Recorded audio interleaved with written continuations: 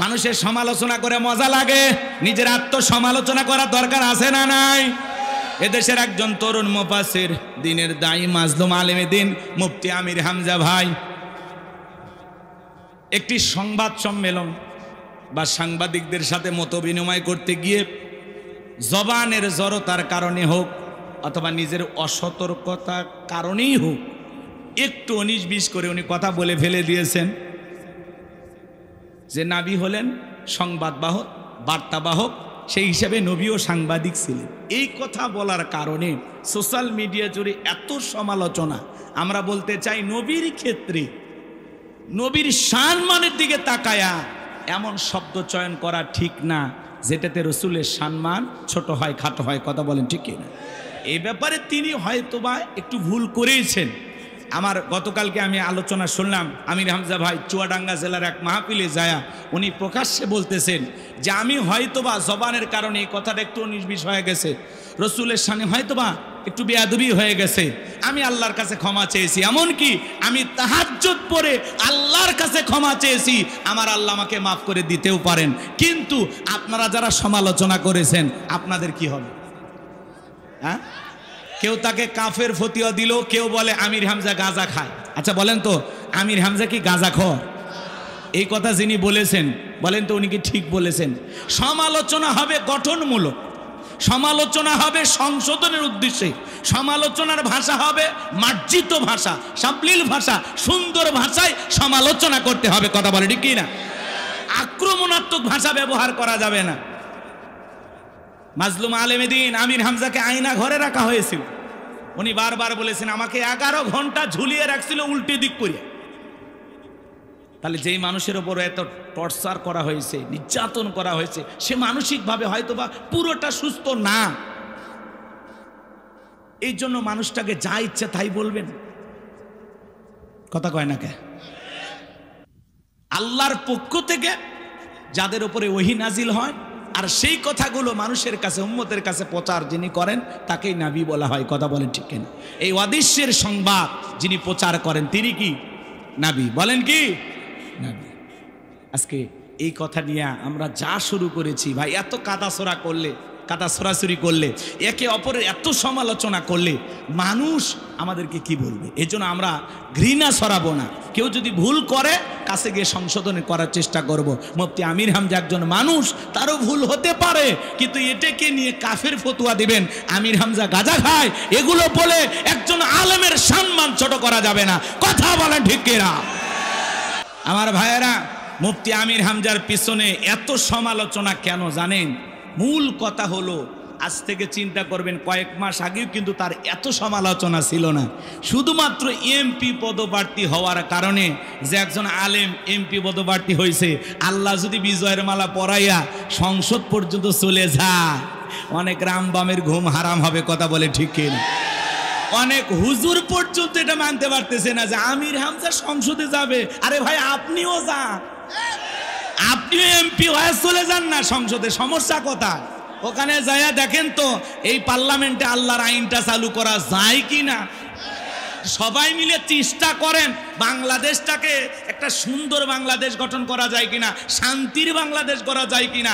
সবাই মিলেমিশে দলমত নির্বিশেষে ঐক্যবদ্ধ হয়ে এই দেশটাকে সুদ মুক্ত, ধর্ষণ মুক্ত, জিনা মুক্ত, চাঁদাবাজ মুক্ত একটা সুন্দর বাংলাদেশ করা যায় কিনা। সবাই চেষ্টা করেন। কথা কয় না কেন? আমির হামজার শত্রু বেড়ে গেছে, তাতে কি হয়েছে? যত সমালোচনা করবেন, উনি যদি অপরাধী না হয়, কি বলেন, তাতে কি সম্মান কমবে না আল্লাহ বাড়ায় দেবে? আমরা বলতে চাই আমির হামজা ভাইকে, ভাই আরো সতর্ক থেকে কথা বলবেন, কারণ আপনার প্রত্যেকটা কথা এখন রেকর্ড করা হচ্ছে। আর বাতিল শক্তিরা তাকায় আছে যে একটু 19-20 হয়ে গেলে ওইটা দিয়ে 14 গোষ্ঠী উদ্ধার করবে। কথা দেখেন, এই জন্য আমির হামজা ভাই সতর্ক থাকবেন। বিশেষ করে রসুলের ব্যাপারে কথা বলতে গেলে, আল্লাহর ব্যাপারে কথা বলতে গেলে শব্দ চয়নের ক্ষেত্রে অবশ্যই প্রত্যেকটা বক্তা, দ্বীনের দায়ী, মুফাসসিরদের সতর্ক থাকতে হবে, যাতে রসুলের শানে চুল পরিমাণে বেয়াদবি না হয়। কথা বলে ঠিক কিনা? আমরা এটা সতর্ক থাকবো ইনশাআল্লাহ। নবী আমাদের কলিজার টুকরা নবী। কথা বলেন ঠিক কিনা? নবীর সম্মান মর্যাদা কে দিয়েছেন? ওয়া ইন্নাকা লাআলা খুলুকিন আযীম, নবী হলেন পুত পবিত্র মহান চরিত্রের অধিকারী। আযীম আরবিতে এমন একটি শব্দ যার গভীরতা মাপা যায় না, বলেন আল্লাহু আকবার। যে নবী 63 বছরের জিন্দেগিতে একটি মিথ্যা কথা বলেননি, আল্লাহু আকবার বলেন। সেই নবীর সম্মান মর্যাদা আল্লাহ রাব্বুল আলামিন বৃদ্ধি করেছেন। আল্লাহর পরেই যার সম্মান তার নাম মুহাম্মদ রাসূলুল্লাহ সাল্লাল্লাহু আলাইহি ওয়াসাল্লাম। নিঃসন্দেহে আমির হামজা ভাইও রসুলকে কলিজা দিয়ে মহাব্বত করেন। শব্দ চয়নের ক্ষেত্রে হয়তোবা তার ভুল হয়ে গেছে, উনি তাহাজ্জুদ পড়ে আল্লাহর কাছে মাফ চেয়েছেন, আল্লাহ তাকে মাফ করে দিতে পারেন। কিন্তু যারা সমালোচনা করতেছেন, কাফের ফতোয়া দিচ্ছেন, গাঁজাখোর বলতেছেন, স্যান্ডেল পেটা করতে চাইতেছেন, জুতার বাড়ি মারতে চাইতেছেন, তাদের অবস্থা কি হবে? এত বাড়াবাড়ি করা আমাদের ঠিক না, কথা বলে না কেন? আল্লাহ যেন আমাদের হেদায়েত দান করেন, আমরা যেন একে অপরের বিরুদ্ধে সমালোচনা থেকে বিরত থাকতে পারি, আল্লাহ তৌফিক দান করেন। জোরে বলেন আমিন। সম্মানিত ভাইয়েরা আমার, দিল দিয়ে কথাগুলো বোঝার চেষ্টা করবেন বাজান। আমি যে কথা বলতে চাচ্ছিলাম, মুমিন বান্দার 2 নাম্বার গুণাবলী, ওয়াল্লাযীনা হুম আনিল লাগবি মুরিদুন।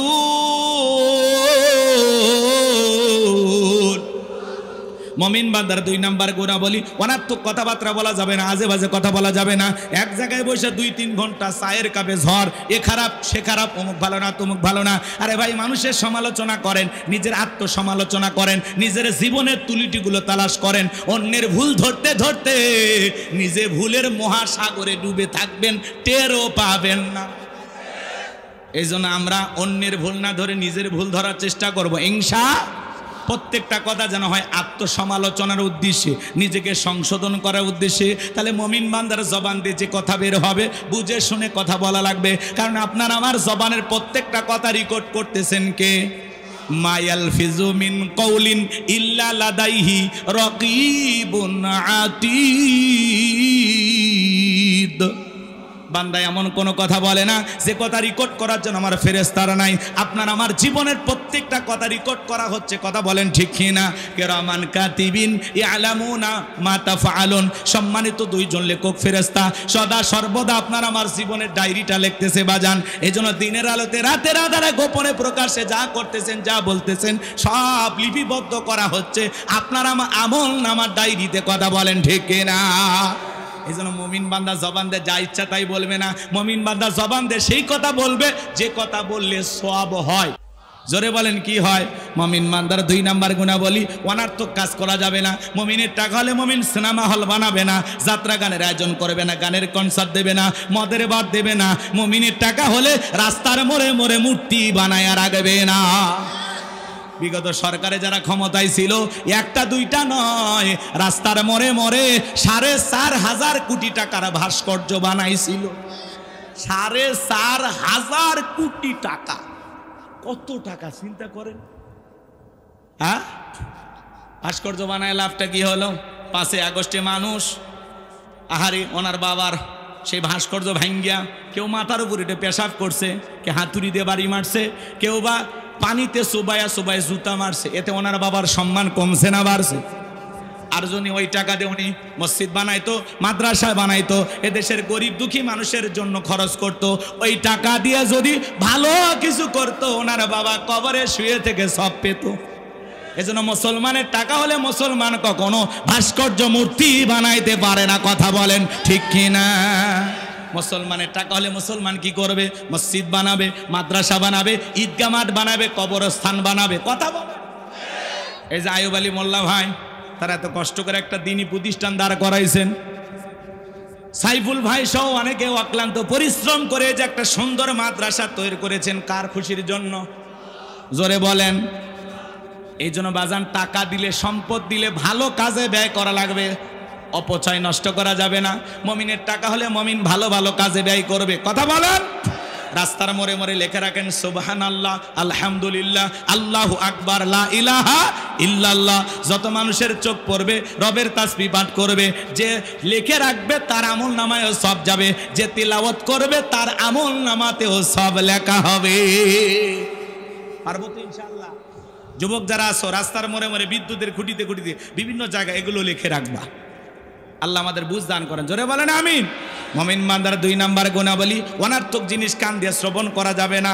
এই কানে ইয়ারফোন লাগায় গান শোনা যাবে না। রূপবানে না আছে কোমর দোলাইয়া, আল্লাহর ফেরেশতারা কবর নিয়ে পিটাবে ঝোলাইয়া ঝোলাইয়া। সিরাজগঞ্জের এক যুবক কানের ভিতর ইয়ারফোন লাগাইয়া রেল লাইনের উপর দিয়ে হাঁটে যাইতেছে, ট্রেন এসে ধাক্কা মেরে 3 টুকরা করে ধুয়ে গেছে।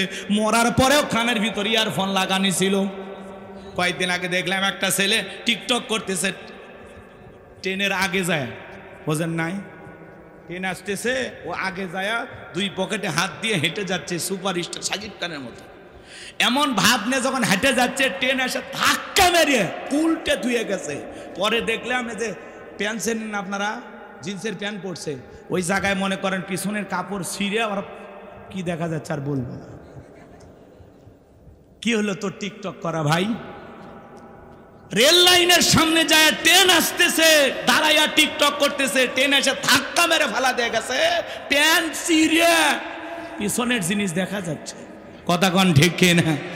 এরকম পাগল ছাগল আছে না নাই? রেল লাইনে যায়া কানের ভিতর ইয়ারফোন লাগায়া পা এরকম করতেছে আর গান শুনতেছে। ট্রেন আসতেছে, টের পাইতেছে না, কানের ভিতরে খালি ধুম ধুম ধুম আওয়াজ। ও ট্রেনের শব্দ আর শোনেনি। ট্রেন এসে বলতেছে ঠিক আছে থাকেন, ও একেবারে ফিসে থুয়ে চলে যায়। কথা কন ঠিক কিনা? তাহলে যুবক, এই কান আল্লাহ গান শোনার জন্য দেয় নাই। হক্কানে উলামা ইকরামদের বয়ান শুনতে হবে, ইসলামী সঙ্গীত শুনতে হবে, কোরআন তেলাওয়াত শ্রবণ করতে হবে। এই কান দিয়ে ভালো ভালো কথা শ্রবণ করা দরকার আছে না না? তাহলে মুমিন বান্দার 2 নাম্বার গুণাবলী, জবান দিয়ে সে কথা বলবো যে কথা বললে সব হয়, সমাজে সেই কাজ চালু করব যেই কাজ চালু করলে সব হয়। এই কান দিয়ে সেই জিনিসগুলো শ্রবণ করব যেগুলো শুনলে সব হয়। এক কথায় সব আছে যেখানে, সব আছে যেখানে, গুনাহ আছে যেখানে। আল্লাহ পাক আমাদের সবাইকে গুনাহ মুক্ত জিন্দেগি দান করেন, জোরে বলেন আমিন। শোনেন, সহজ কথা, মন্দ কথা বলবো না, মন্দ কাজ করব না, মন্দ কিছু শুনবো না ইনশাআল্লাহ। এইবার মুমিন বান্দার 3 নাম্বার গুণাবলী আল্লাহ রাব্বুল আলামিন জানিয়ে দিলেন, ওয়াল্লাযীনা হুম লিয-যাকাতি ফাঈলুন। মুমিন বান্দার 3 নাম্বার গুণাবলী আল্লাহ রাব্বুল আলামিন জানিয়ে দিলেন, মুমিন বান্দাকে আল্লাহ যদি নিসাব পরিমাণে সম্পদের মালিক বানায় দেয়, মুমিন বান্দাকে আল্লাহ যদি ধনী বানায় দেয়, মুমিন বান্দা সক্রিয়ভাবে হিসাব করে করে বছরে যাকাত দেবে কার ভয়ে? যাকাত দেওয়া ধনীদের জন্য নফল না ফরজ। নামাজ আদায় করা যেমনি ফরজ, যাকাত দেওয়া তেমনি ফরজ। যাকাত হলো আর্থিক ইবাদত। আল্লাহু আকবার। এ ভাই বসেন বসেন, আর কয়েকটা মিনিট, আমি খুব দ্রুত গতিতে শেষ করে দেবো ইনশাআল্লাহ। 7টা গুণাবলী একটু শুনে যান বাজান, আমল করার নিয়তে একটু বসেন। এত দূর থেকে কষ্ট করে আসলাম, যদি না শোনেন খারাপ লাগবে না? একটু বসেন, 10-15 মিনিটের মধ্যে আমি ছেড়ে দেবো ইনশাআল্লাহ। এই যুবক, ভাইয়া ভাইয়া, ও ভাইয়া ভাই বসেন। আমি তো জানি এখানে যারা আছে অধিকাংশ আমাদের মহাব্বতের মানুষ, বিভিন্ন এলাকা থেকে আপনারা আসছেন, তাই না? একটু মহাব্বত করে আসছেন, আমারে ফেলায় চলে যাবেন? হ্যাঁ, আমি জানি আপনাদের ব্যস্ততা আছে, কর্মজীবন আছে, বেশি রাত পর্যন্ত কথা শোনা আপনাদের জন্য কষ্ট। প্রোগ্রামটা 12টায় শেষ হলে আপনাদের জন্য ভালো হইতো, তাই না ভাই? এই জন্য বুঝতে পেরেছি, কয়েকটা মিনিট দেন, আমি আলোচনাটা শেষ করে যাই খুব দ্রুত গতিতে। মনোযোগ দিয়ে কথাগুলো শুনে যান বাজান, এদিকে খেয়াল করেন। যুবক, 4 নাম্বার গুণাবলী এসে গেছে না? এই যে 3, এরপরই তো 4, তোমাদেরই ওয়াজ হবে ইনশাআল্লাহ। একটা তাকবীর দেন, লিল্লাহি তাকবীর। তাহলে মুমিন বান্দার 3 নাম্বার গুণাবলী, ওয়াল্লাযীনা হুম লিয-যাকাতি ফাঈলুন। মুমিন বান্দার 3 নাম্বার গুণাবলী, আল্লাহ যদি মুমিন বান্দাকে সম্পদ দান করে, নিসাব পরিমাণে সম্পদের মালিক বানায় দেয়, মুমিন বান্দা সক্রিয়ভাবে বছরে কয় লাখ টাকার কয় হাজার টাকা যাকাত আসবে, কয় কোটি টাকার কয় লাখ টাকা যাকাত আসবে, মুমিন বান্দা সক্রিয়ভাবে হিসাব করে করে বছরে যাকাত দেবে কয় দিন? জোরে বলে। সম্পদের উপরে যাকাত ফরজ দিতে হবে কয় দিন? বছরে 1 দিন যাকাত দিবেন, বছরে 1 দিন। আরে ভাই, যারা যাকাত দিচ্ছেন তারা শুকরিয়া আদায় করবেন, আল্লাহর কাছে বলবেন, আল্লাহ আমার মতো হতভাগাকে যে আপনি যাকাত দাতা হিসেবে কবুল করেছেন, আলহামদুলিল্লাহ। হে রব তোমার শুকরিয়া যে যাকাত দাতাদের মধ্যে আমিও একজন। এ কথা কেন দেন না যাকাত? রাগ করেন নাকি আপনারা? ভালো করে বোঝার চেষ্টা করবেন বাজান গো আমার। যাকাত দাতাদের তালিকায় আল্লাহ আপনাকে কবুল করেছে। আল্লাহ হাত এই জায়গায় রাখে নাই, আপনাকে মোহাব্বত করে হাত রাখছে কোন জায়গায়? জোরে বলেন, ভালো করে বোঝার চেষ্টা করবেন। যাকাত দিলে ধনীর সম্পদ কমে না বাড়ে? ভালো করে বোঝার চেষ্টা করবেন বাজান। এই বাংলাদেশের 54 বছর কেটে গেল, প্রত্যেকবার প্রধানমন্ত্রী হয়েছে মুসলমান। এরপরে এদেশে কেউ শান্তির একটা বাংলাদেশ কায়েম করতে পারল না। প্রত্যেকটা নেতা নির্বাচনের আগে বলে দারিদ্র মুক্ত বাংলাদেশ গড়ব, কিন্তু কোনো মানুষ আজ পর্যন্ত দারিদ্র মুক্ত বাংলাদেশ গড়তে পারল না। মনে রাখবেন, বাংলাদেশকে যদি দারিদ্র মুক্ত বাংলাদেশ গড়তে চান, যত বড় নেতা আসেন, আমাদের একটা কথা আপনারা আমল করবেন। আল্লাহ তাআলা যে বিধান দিয়েছেন, যাকাত ভিত্তিক অর্থনীতি দিয়েছেন, এই যাকাত ভিত্তিক অর্থনীতি চালু না হওয়া পর্যন্ত বাংলাদেশকে দারিদ্র মুক্ত করা সম্ভব হবে না। যাকাত ভিত্তিক অর্থনীতি চালু করা লাগবে। আমাদের দেশে যাকাত ভিত্তিক অর্থনীতি নাকি সুদ ভিত্তিক অর্থনীতি? সুদ ভিত্তিক অর্থনীতি হালাল না হারাম? এই হারাম অর্থনীতি দিয়ে কঠিনকালে বাংলাদেশকে দারিদ্র মুক্ত করা সম্ভব হবে? বাংলাদেশকে দারিদ্র মুক্ত করতে হলে যাকাত ভিত্তিক অর্থনীতি চালু করা লাগবে। শোনেন শোনেন, এদিক শোনেন। আমার দেশের ধনীরা যাকাত দেয় কিভাবে জানেন? ইনি ধনী মানুষ, যাকাতের সে 1 কোটি টাকা, কোনো মতে 5-10 লাখ টাকা যাকাত দিয়ে নিজের 90 লাখ টাকা যাকাত নিজেই মেরে খায়। উনি ধনী মানুষ, যাকাতের সে 10 লাখ টাকা, কোনো মতে 2-1 লাখ টাকার যাকাত দিয়ে নিজের 6 লাখ টাকা যাকাত নিজেই মেরে খায়। এদেশের ধনীরা যাকাত মানেই পাইছে শাড়ি আর লঙ্গি। অমুক নেতা সেরাগালি বদনা অমুক স্কুল মাঠে যাকাতের শাড়ি লঙ্গি বিতরণ করবে, আপনারা আসবেন। বাপ রে বাপ, শাড়ি লঙ্গি 5000, মানুষ এসছে 50,000, ঠেলা ঠেলি আর গুদাগুদি করিয়া পায়ের তলে পরে 8 জন মারা গেছে। প্রত্যেকটা চ্যানেলে নিউজ হচ্ছে অমুক শিল্পপতি যাকাত দিতে গিয়া 8 জন মানুষ মারা গেছে। মনে রাখবেন, যাকাত দিতে গিয়ে এইভাবে পায়ের তলে পড়ে যদি মানুষ মারা যায়, কিয়ামতের ময়দানে যাকাত দেওয়ার সব তো দূরের কথা, মানুষ হত্যাকারীর গুনাহ নিয়ে আপনাকে জাহান্নামে যেতে হবে। এটা যাকাত দেওয়ার পদ্ধতি না, এটা যাকাত দেওয়ার সিস্টেম না। আর যাকাত মানে শাড়ি লুঙ্গি না। এমন লুঙ্গি দেয় 200 টাকা দাম, লেটন লুঙ্গি, পরে থাকলে ওর জান্নাত জাহান্নাম সব দেখা যায়। এমন শাড়ি দেয় 300 টাকা দাম, ধুয়ে দিলে শাড়ি না মশারি খুঁজে পাওয়া যায় না। এই বড় লোক, এই শাড়ি তোমার বউরে পরাবা। হ্যাঁ, যাকাতের শাড়ি লুঙ্গি দিয়ে লাভ নাই। আর দিলেও মানসম্পন্ন রুচি সম্পন্ন কাপড় দিতে হবে, উল্টাপাল্টা পোশাক দিলে হবে না। কথা কও। হযরত ওমর ফারুক ডেকে বলেন, তোমরা যাকাতের অর্থ এমন ভাবে দাও যাতে ওই ব্যক্তি যাকাতের জন্য আর কারো দুয়ারে হাত না পাতে। আল্লাহু আকবার বলেন। এই ছেলেটা বেকারে বসে আছে, যাকাতের 1.5 লাখ টাকা করে দেন, 500 টাকা দিয়ে লাভ নেই। অনেকে 500 টাকা 1000 টাকা করে বিলে আর বলে যাকাত দিছি, দিয়ে একেবারে ফাটিয়ে ফেলে দিছে। 500 টাকা দিয়ে মানুষের ভাগ্যের কোনো পরিবর্তন হবে? এই ছেলেটাকে যাকাতের 1.5 লাখ টাকা দেন, দিয়ে এই নসের মার্কেটে একটা ছোটখাটো দোকান ধরাইয়া দেন। আল্লাহ চাইলে 5-7 বছর ব্যবসা বাণিজ্য করিয়া ভবিষ্যতে এই ছেলে নিজেও যাকাত দিতে পারে। এই ছেলেটা বেকার বসে আছে, ওরে যাকাতের 1.5 লাখ টাকা দিয়ে একটা অটো ভ্যান রিক্সা কিনে দেন, আর একটা কর্মস্থানের ব্যবস্থা হলো, দৈনিক 500-700 টাকা ইনকাম করবে। ওই ছেলেটা আর বেকার থাকলো। একটা বিধবা অসহায় নারী আসছে, শাড়ি দিয়ে কি লাভ? সেলাই মেশিন কিনে দেন, 2টা ছাগলের বাচ্চা কিনে দেন, 2টা গাভী গরু কিনে দেন, এগুলো লালন পালন করে ভাগ্যের চাকা ঘুরাবে। কথা বলেন ঠিক কিনা? যাকাতের অর্থ দিয়া যাতে মানুষের কর্মস্থানের ব্যবস্থা হয়, সেই টাকা সেইভাবে ব্যয় করা লাগবে। কথা বলেন ঠিক কিনা? কিন্তু এই দিক খেয়াল করেন, সুদ ভিত্তিক অর্থনীতি দিয়ে সমাজে শান্তি আসবে না। শান্তি আনতে হলে যাকাত ভিত্তিক অর্থনীতি চালু করা লাগবে, রাষ্ট্রীয়ভাবে যাকাত আদায় করা লাগবে।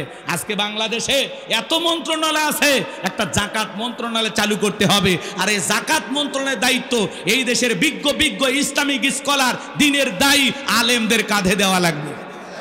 ওই গুমসোর, বিকাশের টাকা চোর, লুটপাটকারী, ওদেরকে দিলে হবে না। ওরা দেশের টাকা বিদেশে পাচার করবে। দেওয়া লাগবে কাদের কাছে? আলেমদের কাছে। আলেমেরা কি করবে? সমস্ত ধনীদের তালিকা করবে। শোনেন, উনি ধনী মানুষ, যাকাত দেবে না মানে? আপনি বলেন তো, আপনার ব্যাংকে কত টাকা, বালিশের নিচে কত, খাটের নিচে কত, গোপন সিন্দিকে কত, বইয়ের অ্যাকাউন্টে কত? আপনার যাকাত আসছে 2,75,72,500 টাকা। ধনী যাকাত দেবে না, যাকাত আদায় করা হবে। ভাই এরকম হাত এরকম করি, আপনি রাগ করেন না তো? ভাইবেন না যে আপনারই করছি, সবাই করছে, সবাই। রাগ করতেছেন নাকি আপনারা? হ্যাঁ, এবার আবার এই পাশে আমাদের প্রধান অতিথি বসে আছেন সাজ্জাদুর রহমান ভাই, আপনি আবার রাগ করেন না যে হুজুর আমারই মনে দেখাইতেছে, এরকম না। আপনারা কেউ নিজের মনে করবেন না, এটা আমার আলোচনার একটা স্টাইল বলতে পারেন। রাগ করতেছেন নাকি আপনারা? একটু নাড়াচাড়া এদিক ওদিক না বলে তো বুঝবেন না। আমি যদি চোখ বন্ধ, ভাই রে রে কি ওয়াজ শুনবেন, অতএব একটু নাড়াচাড়া করলে আমারও ঘুম আসবে না। প্রত্যেক রাত জাগা বোঝেন না, মাঝে মাঝে ঘুম চলে আসে, কষ্ট হচ্ছে আপনাদের। তাকবীর দেন, লিল্লাহি তাকবীর। আলেমেরা সমস্ত ধনীদের তালিকা করে যাকাত আদায় করবে। এরপরে যাকাত কালেকশন করার পরে তারা একটা নির্দিষ্ট আবার তালিকা করবে যাকাতের 8টা খাত অনুযায়ী কারা কারা যাকাত পাওয়ার উপযুক্ত, সেই তালিকা করে সঠিক পদ্ধতিতে যাকাত বন্টন করা লাগবে। এই দেশে জরিপ করে আমরা দেখেছি, যদি 10 বছর, এখন জরিপ করা হয়েছে মাত্র 7 বছর হলেও এইভাবে যাকাত কালেকশন করে আর সঠিক পদ্ধতিতে যেই ব্যক্তি যাকাত পাওয়ার উপযুক্ত তাদের কাছে যদি যাকাতের অর্থ পৌঁছে দিতে পারি, 7 থেকে 10 বছরের মধ্যে বাংলাদেশে যাকাত খাওয়ার মতো একজন গরিব খুঁজে পাওয়া যাবে না। বলেন আল্লাহু আকবার। এই জন্য ধনী যাকাত দিতে চায় না, যাকাত আদায় করা লাগবে।